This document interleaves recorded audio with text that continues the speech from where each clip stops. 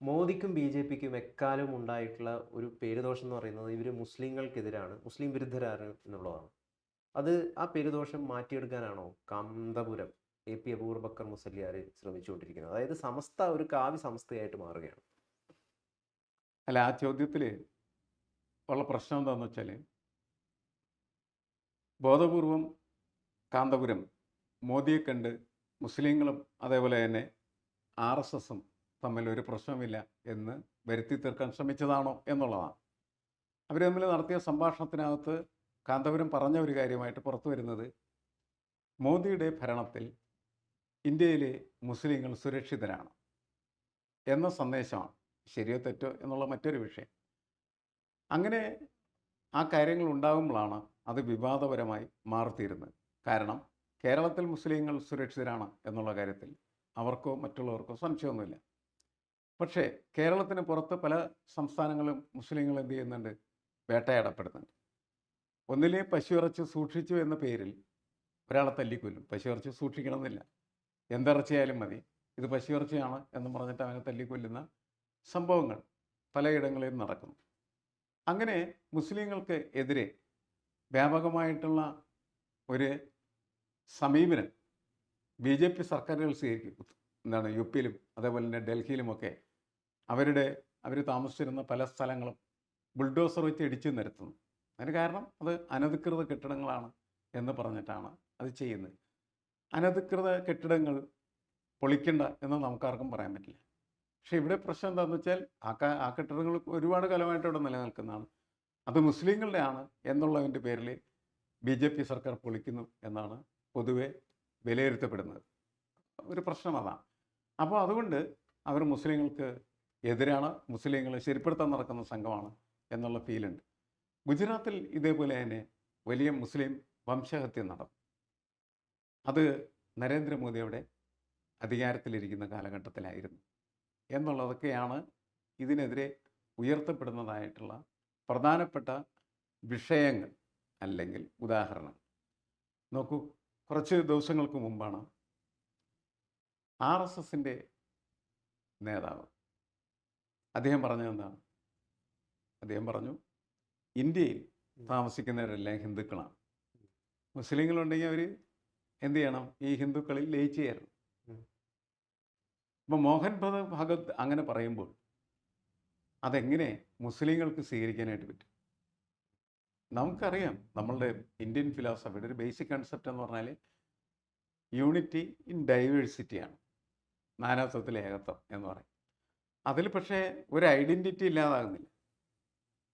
ഇവിടെ ഐഡൻറ്റിറ്റി ഇല്ലാതാകണം എന്നാണ് പറയുന്നത്. ഇപ്പോൾ വെള്ളത്തിൽ പഞ്ചസാര ലയിച്ച് ചേരുന്ന പോലെ, വെള്ളത്തിൽ ഉപ്പ് ലയിച്ച് ചേരുന്നത് പോലെ ഹിന്ദു സമൂഹത്തിൽ മുസ്ലിങ്ങൾ ലയിച്ച് ചേരണം. അങ്ങനെ ഹിന്ദുസ്ഥാൻ എല്ലാ ആളുകളും ഒരുമിച്ച് ഒന്നായി ജീവിക്കുന്ന, ഹിന്ദുവായി ജീവിക്കുന്ന ഒരു രാഷ്ട്രം, അതാണ് RSSൻ്റെ രാഷ്ട്രസങ്കല്പം എന്നാണ് അവർ പറയുന്നത്. അവിടെ മുസ്ലിങ്ങൾക്ക് മാത്രമല്ല, ഇന്ത്യയിലുള്ള വിവിധ ജാതി മതസ്ഥർക്ക് പ്രശ്നങ്ങളുണ്ടാവും. ഓരോ ജാതികളും ഓരോ മതവിഭാഗം അവരുടെ ഐഡൻറ്റിറ്റി നിലനിർത്തി ജീവിക്കാൻ ആഗ്രഹിക്കുന്നവരാണ്. ഞാൻ ജീവിക്കുമ്പോൾ എനിക്ക് എൻ്റെ മുഖവും എൻ്റെ സ്വഭാവം, എൻ്റെ ഐഡൻറ്റിറ്റി നിലനിർത്തി ജീവിക്കാൻ ഞാൻ ആഗ്രഹിക്കും. ഞാൻ ഇന്ത്യക്കാരനാവുന്നത് അങ്ങനെയാണ്. അങ്ങനെയല്ല നിങ്ങൾ ഇന്ത്യക്കാരനാകുന്നത് എന്നാണ് മോഹൻ ഭഗവത് പഠിപ്പിക്കുന്നത്. അതാണ് പ്രശ്നം. അങ്ങനെ വിഷയങ്ങൾ നിലനിൽക്കുമ്പോഴാണ്, അതുപോലെ തന്നെ ഐ ലവ് മുഹമ്മദ് എന്ന് പറയുന്നൊരു ക്യാമ്പയിൻ UP-യിലുണ്ടായി വലിയ കലാപമായി ഒരുപാട് ആളെ പിടിച്ച് ജയിലിലിട്ടിരിക്കുകയാണ്, ഒരുപാട് കേസും പ്രശ്നങ്ങളൊക്കെ കിടക്കുന്നു. അപ്പോൾ ഈ ഒരു പ്രത്യേക സങ്കീർണമായ സാഹചര്യത്തിലാണ് കേരളത്തിൽ നിന്ന് കാന്തപുരം ഡൽഹിയിലെത്തിയ നരേന്ദ്രമോദിയെ കാണുന്നത്. ഞാൻ ചിലയിടങ്ങളിൽ ചോദിച്ച ചോദ്യം ഇതാണ്: നരേന്ദ്രമോദിയെ കാണണം എന്നുള്ളതായിരുന്നു കാന്തപുരത്തിൻ്റെ ആഗ്രഹമെങ്കിൽ കുറച്ച് ദിവസങ്ങൾക്ക് മുമ്പാണ് നരേന്ദ്രമോദി തിരുവനന്തപുരത്ത് വന്നത്. എനിക്ക് കാണണം എന്ന് പറഞ്ഞ് സമസ്ത എന്ന് പറയുന്ന സംഘടനയുടെ നേതാവായ കാന്തപുരം ഒരു കത്ത് കൊടുത്ത് അയച്ചിരുന്നെങ്കിൽ തിരുവനന്തപുരത്ത് കാണാൻ സൗകര്യം കിട്ടുമായിരുന്നു, ഇല്ലേ? അതെ, കിട്ടുമായിരുന്നു. പക്ഷേ അദ്ദേഹം അത് ചെയ്തില്ല. അതിന് പകരം അദ്ദേഹം പ്രത്യേകമായിട്ട് അപ്പോയിൻമെൻറ്റ് വാങ്ങി ഡൽഹിയിൽ പോയി കണ്ടു. വളരെ പ്രായമായ ഒരു മനുഷ്യനാണെന്ന് നിങ്ങൾ ഓർക്കണം. വീൽ ചെയറിലിരുന്നാണ് ഇന്ത്യ സഞ്ചരിക്കുന്നത്, എഴുന്നേറ്റിരിക്കാൻ പറ്റില്ല.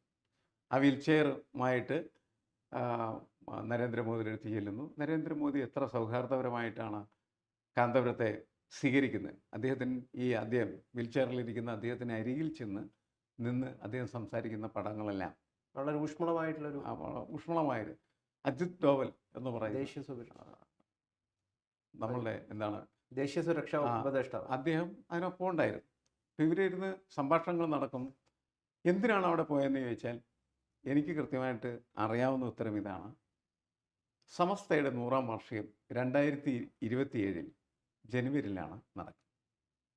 അത് ഉദ്ഘാടനം ചെയ്യുന്നതിനോ അല്ലെങ്കിൽ അതിൻ്റെ ഏതെങ്കിലും സമ്മേളനം ഉദ്ഘാടനം ചെയ്യുന്നതിനോ നരേന്ദ്രമോദി വരണം.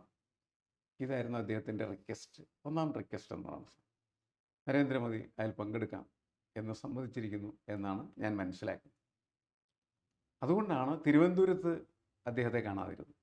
കാരണം ഇത് എൻ്റെ ഒരു കാര്യമാണ്. എൻ്റെ കാര്യം, എൻ്റെ സംഘടനയുടെ സമസ്തയുടെ കാര്യം അത് പറയാൻ നരേന്ദ്രമോദി തിരുവനന്തപുരത്ത് വരുന്ന സമയത്ത് ചെല്ലുന്നതിനേക്കാൾ നല്ലത് നരേന്ദ്രമോദിയുടെ വീട്ടിലേക്ക് തന്നെ, ഓഫീസിലേക്ക് തന്നെ, ഡൽഹിയിലേക്ക് തന്നെ ഈ ഉന്തുവണ്ടിയുമായി ചെല്ലുന്നതാണ് ഭംഗി എന്ന് കാന്തപുരം കരുതി. അതാണ് അതിൻ്റെ ഒരു ബേസിസ് എന്ന് പറയും. അതിനോടൊപ്പം തന്നെ മറ്റൊരു കാര്യം, മലേഷ്യൻ പ്രധാനമന്ത്രി അൻവർ ഇബ്രാഹിം ഈ സമസ്തയുടെ സമ്മേളനത്തിൽ പങ്കെടുക്കുന്നുണ്ട്. അപ്പോൾ ഇവിടെ നമ്മൾ മനസ്സിലാക്കേണ്ട ഒരു കാര്യം എന്ന് വെച്ചാൽ കുറച്ച് ദിവസം മുമ്പാണ് നരേന്ദ്രമോദി മലേഷ്യയിൽ പോയി. ഇന്ത്യയും മലേഷ്യയും തമ്മിൽ ചില കരാറുകൾ ഒപ്പുവെക്കുകയുണ്ടായി. അങ്ങനെ ഈ അൻവർ ഇബ്രാഹിം എന്ന് പറയുന്ന മലേഷ്യൻ പ്രധാനമന്ത്രി ഇന്ത്യൻ പ്രധാനമന്ത്രിയുടെ സുഹൃത്തായി മാറി. ഈ രണ്ട് സുഹൃത്തുക്കളും പങ്കെടുക്കുന്ന ഒരു മഹത്തായ സമ്മേളനമായിട്ട് സമസ്തയുടെ ഈ 100-ാം വാർഷിക സമ്മേളനം മാറിത്തരും. അത് സമ്മേളനത്തിൻ്റെ ആസ്പെക്റ്റ് അത് വളരെ പ്രധാനപ്പെട്ടതാണ്. അവിടെ അവസാനിച്ചു. നമ്മളുടെ ചോദ്യം അതിൻ്റെ പിന്നിലേക്ക് താഴേക്കിറങ്ങി ഇതിൻ്റെ പിന്നിലുള്ള രാഷ്ട്രീയം എന്ത് എന്നുള്ളതാണ്. അതുകൊണ്ടാണ് വിവാദമായി തീർന്നത്. അതെ, ഇതിന് പിന്നിലുള്ള രാഷ്ട്രീയം എന്താണ് എന്നുള്ളതാണ് പ്രശ്നം ആയിത്തീരുന്നത്. ഇപ്പം നരേന്ദ്രമോദിയുടെ കീഴിൽ ന്യൂനപക്ഷങ്ങൾ, പ്രത്യേകിച്ച് മുസ്ലിങ്ങൾ വലിയ അപകടത്തിലാണ് എന്നുള്ള പ്രചാരണം നടത്തിക്കൊണ്ട് തെരഞ്ഞെടുപ്പിനെ നേരിടാനാണ് ഇവിടെ UDF ശ്രമിച്ചുകൊണ്ടിരിക്കുന്നത്. അങ്ങനെ ഒരു സാഹചര്യത്തിൽ മുസ്ലിം സമൂഹത്തിലെ ഏറ്റവും വലിയ സംഘടനയായിട്ടുള്ള സമസ്തയുടെ ഒരു നേതാവ് മോദിയെ ആയിട്ട് കൂടിക്കാഴ്ച നടത്തുന്നു. എന്നിട്ട് വന്നിട്ട് പറയുന്നു ഇന്ത്യയിൽ മുസ്ലിങ്ങൾക്ക് യാതൊരു പ്രശ്നവുമില്ല. ഇതെങ്ങനെയാണ് ഈ തെരഞ്ഞെടുപ്പിൽ UDFനെ, കോൺഗ്രസിനെ ബാധിക്കുക? കോൺഗ്രസ് നേരത്തെ വളരെ അത്യാഹ്ലാദത്തിലായിരുന്നു. കാരണം എന്താണ്? ഒന്ന് മുസ്ലിം ലീഗ്, 2 സമസ്ത, 3 ജമാഅത്തെ ഇസ്ലാമി, ഇതെല്ലാവരും കൂടി ഒരുമിച്ച് ചേർന്ന് UDFനെ അധികാരത്തിലേക്ക് കൊണ്ടുവരും എന്നവർ കരുതിക്കൊണ്ടിരിക്കുകയായിരുന്നു. കാരണം എല്ലാം ഒരുമിച്ചിങ്ങനെ അതിനൊപ്പം കട്ടാക്ക് നിൽക്കുന്ന സ്ഥിതിയാണ് നമുക്കുണ്ടായത്. അപ്പോൾ സമസ്ത ഉയർത്തിയ ഒരു പ്രധാനപ്പെട്ട പ്രശ്നമുണ്ടായി. ജമാഅത്തെ ഇസ്ലാമിയെ ഒരു കാരണവശാലും നമുക്ക് അംഗീകരിക്കാൻ പറ്റില്ല. കാരണം ജമാഅത്തെ ഇസ്ലാമി മതരാഷ്ട്രവാദികളാണ്. അത് ഇന്ത്യയിൽ ജീവിക്കുന്ന ഒരു മുസ്ലിമിനെ അംഗീകരിക്കാൻ പറ്റില്ല എന്നുള്ള കാര്യം വളരെ വ്യക്തമായിട്ട് പറയും. ഇവരെ നിങ്ങൾ കൊണ്ടു നടക്കുകയാണെങ്കിൽ, സതീശനോടുള്ള ഒരു ചോദ്യവും ഉത്തരവുമാണ്, ഇയാളെ നിങ്ങൾ കൊണ്ടു നടക്കുകയാണെങ്കിൽ ഞങ്ങൾ നിങ്ങളുടെ കൂടെ ഇല്ല എന്ന് പറഞ്ഞിരിക്കുന്ന ഒരു സ്പേസിലാണ് നേരെ കാന്തപുരം പോയി, ഡൽഹിയിൽ പോയി BJP നേതൃത്വത്തെ കാണുന്നു, അല്ലെങ്കിൽ മോദിയെ കാണും. മോദിയും ഞങ്ങൾ തമ്മിലുള്ള പ്രശ്നമില്ല, കാരണം മോദി മുസ്ലിങ്ങൾക്കൊരു പ്രശ്നം ഉണ്ടാക്കുന്നില്ല എന്ന രീതിയിലേക്ക് അത് മാറിത്തീരുന്നു. എന്നുവെച്ചാൽ രാഷ്ട്രീയത്തിൽ അത് കോൺഗ്രസിനൊപ്പമില്ല എന്ന സന്ദേശമാണ് നൽകിയത്. കോൺഗ്രസിനൊപ്പമില്ലെങ്കിൽ പിന്നെ ഞങ്ങൾ ആർക്കൊപ്പം?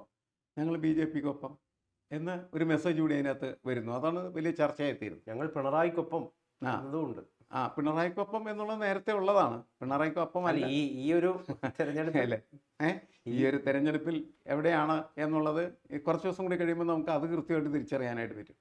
എന്തായാലും മോദിയുടെ ഒപ്പമായി കഴിഞ്ഞിരിക്കുന്നു എന്ന് ഒരു മെസ്സേജ് ആർക്ക് കൊടുത്തിരിക്കുന്നു? ഈ ജമാഅത്തെ ഇസ്ലാമിയെ ഒപ്പം നിർത്തിയിരിക്കുന്നു, സതീശന് കൊടുത്തിരിക്കുന്നു എന്നാണ് നമ്മൾ മനസ്സിലാക്കേണ്ടത്.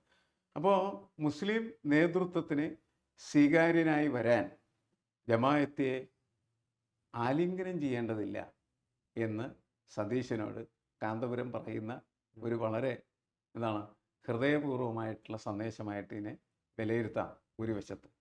മറ്റൊരു വശത്ത് ഇങ്ങനെ ഒരു പ്രശ്നം വരുന്നു. അപ്പോൾ ചില മുസ്ലിം സംഘടനകൾ തന്നെ ചോദിക്കുന്നുണ്ട്, നരേന്ദ്രമോദി ഗൾഫിൽ പോയി അവിടുത്തെ സുൽത്താനൊക്കെ ആയിട്ട് കണ്ട് സംസാരിച്ചു, ഇതുമാരത്തെ പ്രശ്നം നിങ്ങൾ കൊണ്ടുവന്നില്ലല്ലോ എന്നാണ് ചോദിക്കുക.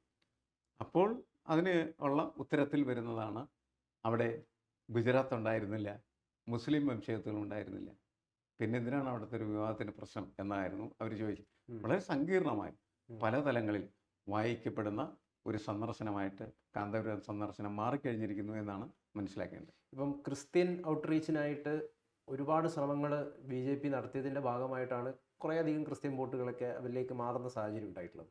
ഇനിയിപ്പം വേണ്ടത് ന്യൂനപക്ഷമായിട്ടുള്ള പ്രധാന വിഭാഗമായിട്ടുള്ള മുസ്ലിങ്ങളെയും കൂടി അടുപ്പിക്കുക എന്ന് പറയുന്ന ഒരു ലക്ഷ്യം തീർച്ചയായിട്ടും ഉണ്ടാവുമല്ലോ. തീർച്ചയായിട്ടും ഉണ്ടാവും.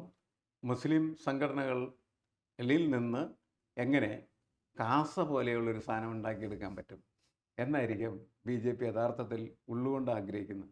RSSൻ്റെ തന്ത്രശാലകളിൽ യഥാർത്ഥത്തിൽ അത്തരത്തിൽ ഉള്ള ഒരു പരീക്ഷണം ആരംഭിച്ചിട്ടുണ്ടാകാം. അധികകാലം കഴിയുന്നതിന് മുമ്പ് മുസ്ലിം കാസയെ നിങ്ങൾക്ക് കാണാം.